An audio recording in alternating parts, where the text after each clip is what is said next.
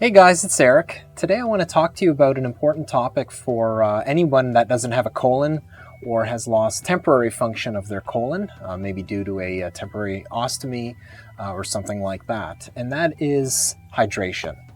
Now, hydration tends to be a big topic, especially post-surgery, because it's something that causes a lot of ileostomates specifically to return back to the ER shortly after their surgery.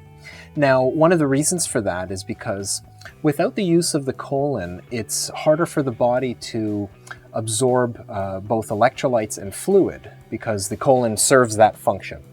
And you have to really get a lot more fluid in than you're used to having, and you also have to make sure that your electrolytes are always at an adequate level. So it can be a bit challenging for a lot of people, especially the type of people that don't normally consume a lot of fluids throughout the day anyway. I happen to be one of those people. So I'm going to give you a few ideas that perhaps you can incorporate into your own day-to-day routine.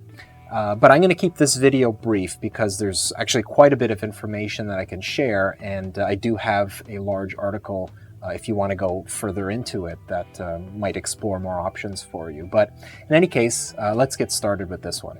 So the first thing that I like to do is always have a water bottle around. Now, I take a water bottle with me in the car if I'm going out somewhere. I always have one at my work desk, and it really comes in handy because you're not always having to go to the kitchen to get a drink. It's always there as a reminder for you. So that's one thing that I like to do.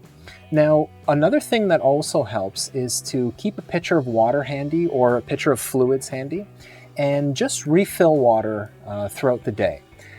I know that kind of sounds like keeping a water bottle with you, but what I find is that when I have a small glass, I can drink it and it kind of motivates me to drink more. Maybe it's a psychological thing, but when I see an empty glass, I want to fill it and then I'll drink it afterwards. Whereas with a bottle, if you have a large bottle, like a 1 liter plus, it can almost seem like you're never getting through the fluids in there. So maybe it is some kind of psychological deal going on, but that's what works for me. I generally don't like plain water on its own, and it's actually not something that you want to have a lot of anyway if you're tackling the issue of hydration, because water doesn't have any electrolytes, or it has a very insignificant amount of electrolytes. So for the majority of the fluids that you're taking in, you want to make sure that they have some kind of electrolyte in there. So that's sodium, potassium, and preferably some kind of sugar to help with the absorption. Now, most sports drinks will have glucose or fructose, and those are usually okay for rehydration, but for a lot of people, that kind of sugar increases diarrhea. So you may actually have the opposite effect, where rather than getting hydrated, you're dehydrating yourself because you're going to the bathroom more often than you normally would, or you're having to empty your ostomy pouch more often than you normally would. So there are a few oral rehydration solutions that you can get that use a starch base to them. And the starch they've found will absorb the nutrients a lot better than a lot of the simple sugars, but it won't create that tendency to have diarrhea. So that might be a solution for you if you're using oral rehydration solutions. But I, for the most part, tend to stay away from those. I was using a lot of Gatorade and sports drinks shortly after my surgery because I didn't really have too many options to go by. I just really wasn't too sure what I can do to keep my hydration up. But I've come to find that there are quite a few other things that you can use. One of them that I really like to use as to increase my fluid intake, but also to increase electrolytes, is V8. Now, V8 or just a no-name brand vegetable juice will do the same thing. And what you're getting with V8 is a lot of sodium and a lot of potassium. And if you go with a low sodium version of these vegetable juices, they tend to use potassium chloride, which as a bonus will give you more potassium, which a lot of people are lacking because of their diet or whatnot. And that might be a good option for you. Although, if you have heart trouble, I think you might need to stay away from that because the potassium chloride tends to create certain issues for people that have existing conditions with their heart. So you might want to check with your doctor if that's something that you're looking at. But I find that vegetable juices not only satiate my desire to drink, but they give me a nice energy boost because it also includes a lot of other vitamins and minerals and whatnot. So that's really at the top of my list, way beyond sports drinks. So if that's something that you enjoy drinking, perhaps have more of that rather than some of the sugary drinks. Now, on the topic of juices, try to stay away from a lot of the fruit juices. Although they can be hydrating, what tends to happen with juices is that the sugars usually aggravate a lot of people's digestive tract. So prune juice, for example, we all know that when you have prune juice, you tend to go more often. I know when I have prune juice, I'm constantly emptying my pouch. It literally just travels right through me within an hour. So that's something that would be counterproductive if the goal was to hydrate myself. So I stay away from stuff like prune juices as a means to hydrate. I also stay away from stuff like apple juice, grape juice, although I find orange juice doesn't cause a problem for me, and that might also be a good source of potassium. So, experiment with a few different juices if you like juices, but for the most part, anything with those simple sugars is usually something that you'll want to avoid. Now, one big thing that I find has helped tremendously is to eat a lot of water-rich foods. Now, I know that kind of sounds like a no-brainer, but I think a lot of people who aren't eating a lot of fruits and vegetables are really missing out on this key component. So things like tomatoes, cucumbers, celery, watermelon, cantaloupe, even greens. If you're eating a large salad, for example, there's a ton of water in that salad. And although you're eating it as a food, your body, essentially uses the water in there too. Now, the really nice thing about using water-rich foods is that because they compact with other nutrients and fiber and things like that, it will slow down the absorption, and it'll make it more efficient for your body to get those electrolytes and water and whatnot. So that might be something to try too. If we're talking about food in general, a lot of people, if they're having high output ostomies, or they're just getting, too much liquid coming out throughout the day, then what they tend to do is they'll eat certain foods with their meals to slow down their output. So I know a lot of people, including myself, enjoy potatoes, and you can experiment a little bit with having your liquids with your meals. For some people, they like to separate them, maybe by half an hour or so. Whereas other people, they'll include the fluids with their meal because it'll help things move along where they might be having maybe too slow of an output. So that might be something to try as well. If you're a coffee drinker, you'll probably have noticed that you get a lot of output from your ostomy after having, a cup of coffee. While you may enjoy the coffee, it's probably not doing you any good when it comes to hydration. So if you're struggling with keeping yourself hydrated, reduce your coffee intake or eliminate it. And for that matter, eliminate anything with caffeine in it. That includes a lot of the pops and things like that. Alcohol is another big one. If you like to drink alcohol, that will dehydrate you too because it acts as a diuretic, and you actually lose more water than you're taking in. So that's something that you might want to consider avoiding or eliminating altogether if hydration is a concern for you. Now, coconut water is another great idea, although I don't tend to use coconut water because it's quite a bit more expensive than some of the other options available.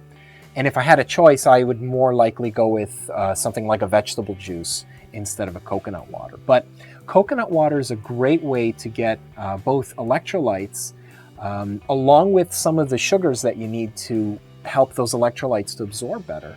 But it also gets you to drink more of those fluids because it tastes pretty good. So if you haven't tried coconut water, go ahead and try some. You might be pleasantly surprised at how nice it tastes. Okay, so here are a few general tips that you can use to help improve your hydration. So the first one that I would recommend is to mix up what you're drinking.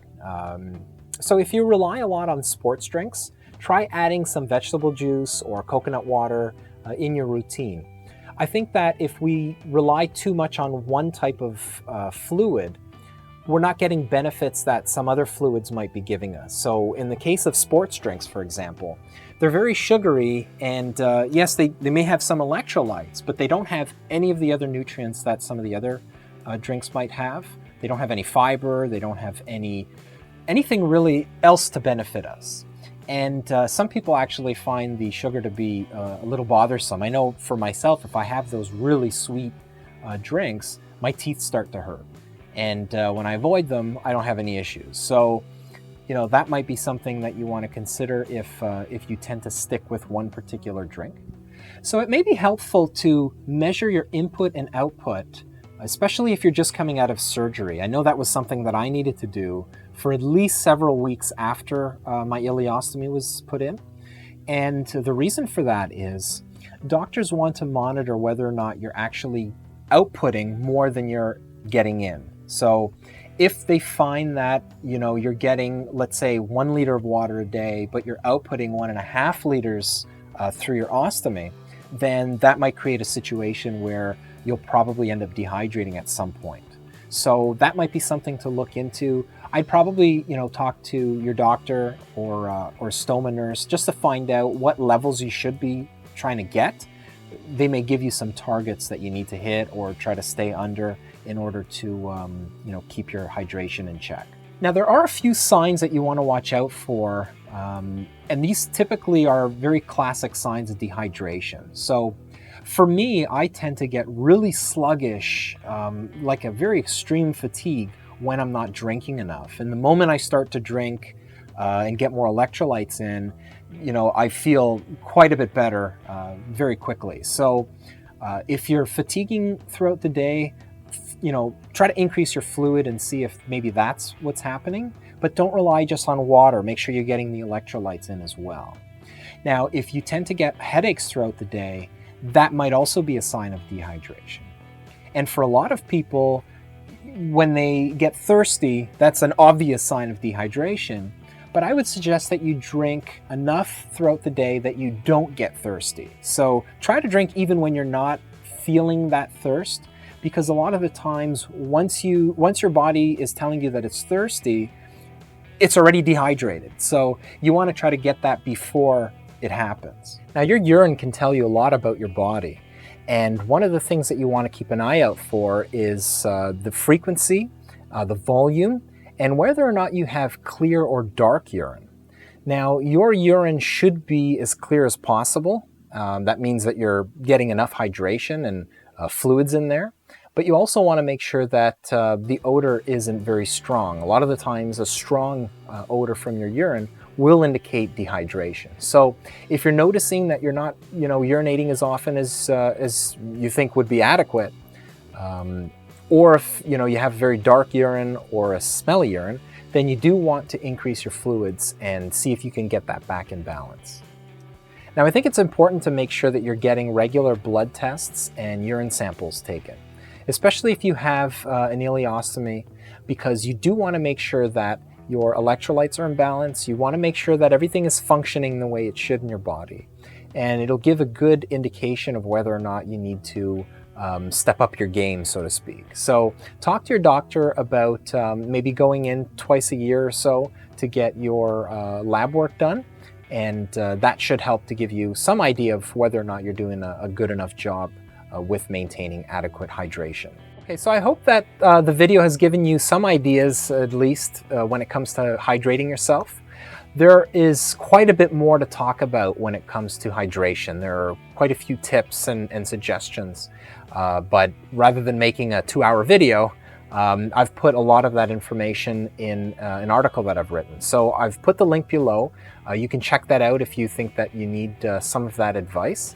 But I think it's important to make sure that you are keeping up with your hydration. The last thing you want is to become dehydrated and end up back in the hospital because of that. So I hope you guys have a great day, and hope you enjoyed the video. Until next time, bye-bye.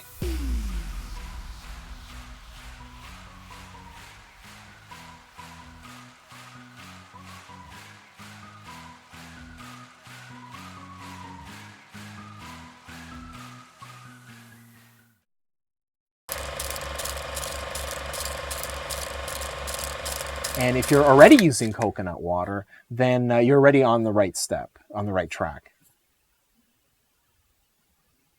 On the right step. One of them is, mix up what you're drinking. And I don't mean mix it up in one glass. I mean, vary it throughout the day or throughout the week. Okay, so here's a few,